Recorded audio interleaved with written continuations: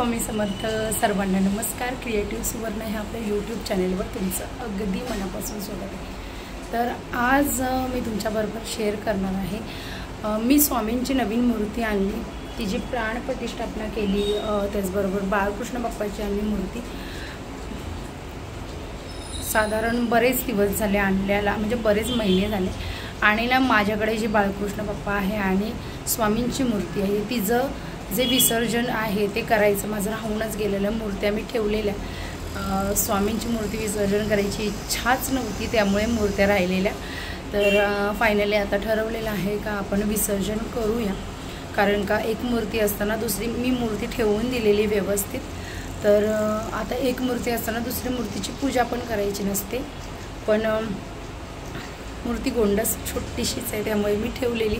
आणि असं असतं आपली घरातली मूर्ती, आपण जी पूजा केलेली मूर्ती ती दुसऱ्यांना सुद्धा द्यायची नसते, तर असं सुद्धा विधी आहे। तर मग त्या मूर्तीचं काय करायचं असतं तर ती विसर्जन करायची, आणि तिची विधी आहे साधी सोपी आणि सरळ सिंपल विधी आहे, ती तुमच्याबरोबर मी आज शेअर करते। कारण का आज मी माझ्या ज्या मूर्त्या आहेत त्यांचं विसर्जन करते, तर आणि त्या मूर्त्या आपण कशा विसर्जन करू शकतो, त्यांची पूजा काय आहे, कोणतं मंत्र आहे हे तुमच्याबरोबर आज शेअर करते। कारण का बऱ्याच जणांकडे ना फोटो असतात ज्यांना विसर्जन करायचं असतं, त्यांचं विसर्जन कसं करायचं असतं। बऱ्याच जणांकडे वेगवेगळ्या देवांच्या मूर्त्या असतात, तर ते तुम्हाला मी थोडक्यात सांगेलच का कसं विसर्जन करायचं असतं। आणि स्वामींची मूर्ती मला एक मनामध्ये होतं का स्वामींची मी आत्ता घेतली ना त्याच्यापेक्षा अजून मोठी मूर्ती पाहिजे होती, पण ती मला मिळाली नाही। तरी पण हरकत नाही, कारण का पहिल्यापासून जो माझं जे मी स्वामींचं काय केलं असेल तर ते ह्या फोटोवरच, कारण का ह्या फोटोमध्ये जे स्वामी आहेत ना त्यांनी मला प्रत्यक्ष दर्शन दिलेलं आहे, त्यांनी मला प्रत्यक्ष ते माझ्याशी बोललेले आहेत आणि तो माझा अनुभव आहे। तर जे काही आहे ते फोटोमध्ये होतं। मूर्ती मी नंतर आणली आणि साधारण मला वाटतं 2012 वगैरे मूर्ती आणली असेल, आणि आता तेवढ्या वर्षांनी त्या मूर्त्या थोड्याशा झिजल्यात, थोड्याशा स्वामींच्या मूर्तीवर खरं तर छोटीशी मूर्ती आहे, तिच्यावर मला जास्त काही करायला मिळायचे नाही सेवा, त्यामुळे मी मोठी मूर्ती आणली आहे, पण अजून त्याच्यापेक्षा मोठी माझे आणायचा विचार होता। आणि एक मी माझ्या आयुष्यामध्ये काही चुकी केलेली ती सुद्धा तुमच्याबरोबर थोडक्यात शेअर करते। कारण स्वामी माझ्याकडे ना, हे स्वामीसुद्धा माझ्याकडे कसे आले हे सुद्धा शेअर करते, आणि जसं जमेल तसं। आणि मूर्तीरूप स्वामीसुद्धा येणार होते, पण काय आपण असतो ना, म्हणजे कुठे आपण काय विचार करतो मला तेच समजत नाही, असं असतं। ते सुद्धा तुमच्याबरोबर पूजा करताना थोडक्यात शेअर करण्याचा प्रयत्न असेल।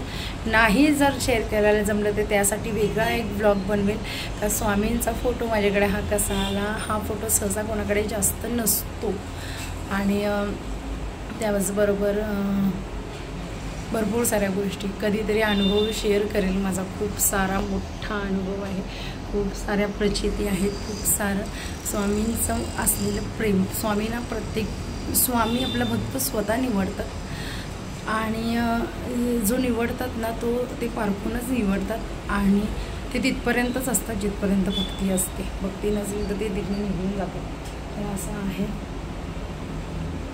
आणि आता मी माझी मूर्ती आहे त्यांची अभिषेक पूजा तुमच्याबरोबर शेअर करते, तर चला। तर इथे तुम्ही बघू शकता, ही आहे स्वामींची मूर्ती जी माझ्याकडे अगोदर होती, तिची पूजा मी करायची। तर ती खूप छोटी मूर्ती आणि त्याच्यावरनं सेवा करायला मिळायचीच नाही।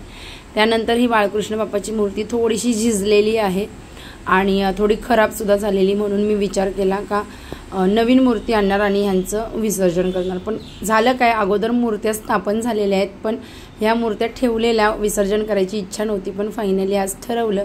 त्याचबरोबर इथे सुपारीचा गणपती हा टिटवाळ्यावरनं आणलेला, आणि अख्ख्या सुपारीची पूजा केली जाते, पण बघा देवाच्या नावाखाली असं चालू असतं, सुपारी अर्धी आहे, आणि खरंच हे चुकीचं आहे मला वाटतं। तर त्याचंसुद्धा विसर्जन होणार। इथे माझा देवघरामध्ये पूर्ण मी छान अशी देवांना अगोदर तयारी करून घेतलेली मस्तपैकी, आणि त्यानंतर इथे तुम्हाला दाखवते। इकडे बघा 2 मूर्ती आहेत, एक स्वामी महाराजांची नवीन मूर्ती आहे आणि छान अगदी मोठी मूर्ती मी घेतली, आणि बाळकृष्ण बाप्पाची सुद्धा सुंदर कोरीव मूर्ती आहे। मी बऱ्याच ब्लॉगमध्ये दाखवले, पुन्हा कधीतरी दाखवेल। इथे अभिषेकाची तयारी केली, विसर्जन विधीची तयारी करून घेतलेली आहे, जे काही साहित्य लागतं ते काढून घेतले, मूर्त्या इथे ठेवलेल्या आहेत। आता ही गणपतीची मूर्ती आहे ना, तिचा अभिषेक पूजा होणार नाही, म्हणून ती मी साईडला काढून ठेवली, आणि सगळ्यात अगोदर मी स्वामी स्तवन केलं एक माळ जप करून घेतली, कारण का कोणतीही पूजा करताना ही सुरुवात असते। त्यानंतर मी इथे षोडशोपचार पूजेला सुरुवात केली। सगळ्यात अगोदर आचमन वगैरे करून घेतलं। इथे वाटीमध्ये पाणी घातले, खाली वाटी ठेवली, ती दिसत नाही, कॅमेऱ्यामध्ये सगळं शूट होत नाही, खूप लांबनं कॅमेरा ठेवला तर जवळनं काय करतो हे दिसत नाही, त्यामुळे जवळनं ठेवते। इथे ज्या मूर्त्या आहेत त्यांच्याकडनं माफी मागून घेते पहिली गोष्ट, कारण का आपण त्यांचाच विसर्जन विधी करत आहोत, तर त्यांची सेवा केली, इतक्या वर्ष सेवा केली आणि आज त्यांना आपण मूर्ती रूपाने विसर्जन करत आहोत, तर त्यांची माफी मागून प्रार्थना केली। त्यानंतर पाणी वाहून आणि अक्षदा वाहून पूजेला सुरुवात केली। इथे गंध वगैरे लावलं आणि देवाला तुळस आणि फूल वाहिलं। तर अशा प्रकारे आता पूजेला सुरुवात करते। इथे सगळ्यात अगोदर मी दुधाचं स्नान करते। पंचामृत स्नान आपण बरेच लोक पूर्ण पंचामृत मिक्स करून स्नान करतात, पण पाचही पदार्थ वेगवेगळे वाहण्याला महत्त्व असतं, त्यामुळे पाचही पदार्थांचा वेगवेगळा स्नान करायचा असतो। इथे मी स्वामींचं दिंडोरी प्रणीत षोडशोपचार पूजा विधी आहे त्या पुस्तकातनंच नेहमी सेवा करते आणि त्याच्यामध्ये व्यवस्थितरित्या दिलेलं आहे। जे पंचामृताचे पदार्थ आहेत ते आपण जसे देवाला वाहतो तसं साईडला ठेवलेल्या दुधाच्या भांड्यात सुद्धा व्हायचं, म्हणजे तिकडे एक पंचामृत तयार होतो, त्याचा नैवेद्य आपल्याला पुढे देवाला व्हायचा असतो। तर अशा प्रकारे पंचामृताचं स्नान घातलं आणि त्यानंतर सुगंधी गंधाचा जो जल अभिषेक आहे तो केला। त्यानंतर इथे तयार झालेला आपला पंचामृत आहे, तर त्यामध्ये मी तुळशी घातली आणि त्याचा नैवेद्य पहिले दाखवून घेतला। तर पंचामृत स्नान केल्यावर पंचामृताचा नैवेद्य देवाला दाखवायचा आणि त्यानंतर आपण पंचामृत पूजेची सांगता करायची आणि जे आपण फुलं वाहिलेली आहेत त्यांचा सुगंध घ्यायचा, छान असा डोळ्यांना लावायचा आणि उत्तर निर्मल्य विसर्जन करायचं। जल अभिषेकाला सुरुवात करतो।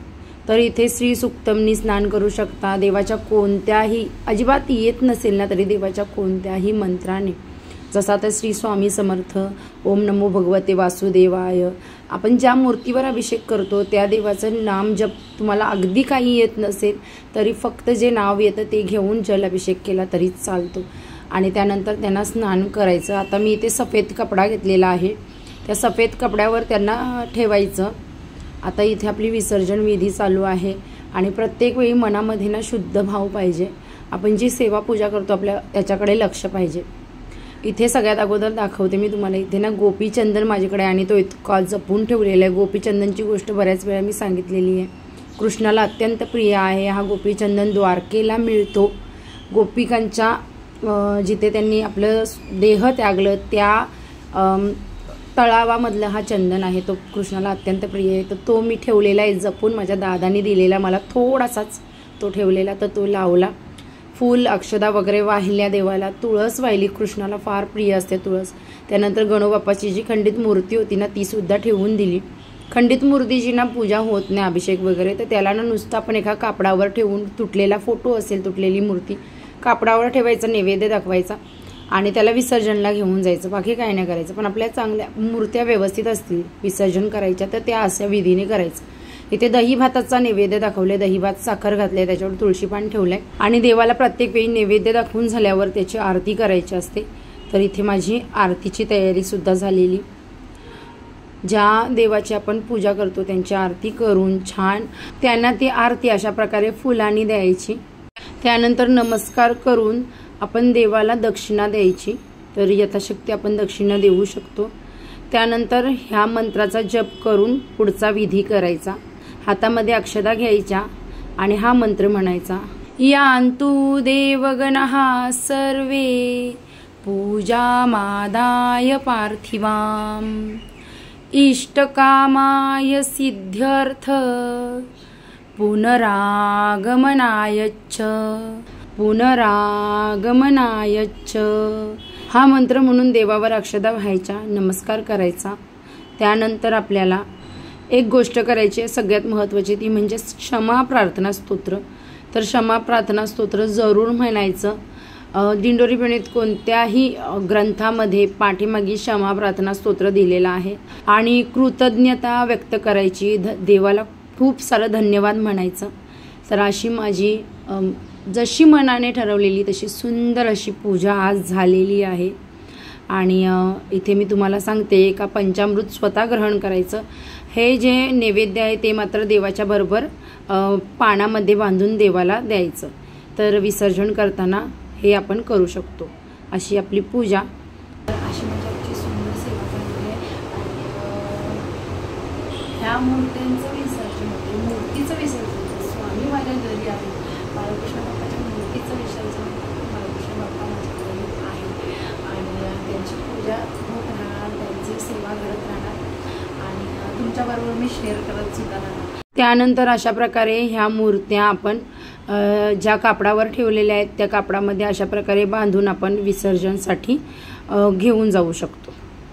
हे माझं छान असं जी मूर्ती आहेत ते पूजा करून ठेवलेले आहेत, हे नंतर घेऊन जातील विसर्जनला. आणि आजचा व्लॉग इथे एंड करते मी. तुम्हाला व्लॉग हा आवडला असेल, सेवा आवडली असेल, आजचं जे विसर्जनाचं मी तुमच्याबरोबर शेअर केलेलं आहे मूर्तीचं, आणि आज व्लॉग इथेच एंड करते. तुम्हाला हा व्लॉग आवडला असेल तर जरूर लाईक शेअर, चॅनलला सबस्क्राईब करा. भेटूया छानशा नेक्स्ट व्लॉगमध्ये. बाय.